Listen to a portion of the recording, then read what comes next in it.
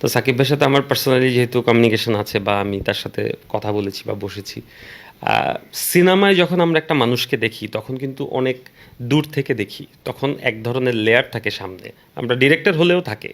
But বাস্তবে যখন আমি সাকিব ভাইয়ের সাথে বসেছি বা কথা বলেছি তখন আমার কাছে মনে হয়েছে যে না, সে তো আমাদের মতোই মানুষ এবং আমাদের চেয়েও অনেক বেশি স্মার্ট মানুষ। সে আসলে নতুনদেরকে পছন্দ করে এবং নতুনদের সাথে চলতে চায়। নতুনদের সাথে না চলতে চাইলে সে রায়হান রাফির তুফান সিনেমায় থাকতো না। এবং 25 বছর ক্যারিয়ারের পর সে আবার নতুন করে নতুন লুকে এসে ইন্ডাস্ট্রিতে এত আলোড়ন সৃষ্টি করতে পারতো না, কারণ তার মধ্যে সবচেয়ে বেশি স্মার্টনেস লুকে আছে।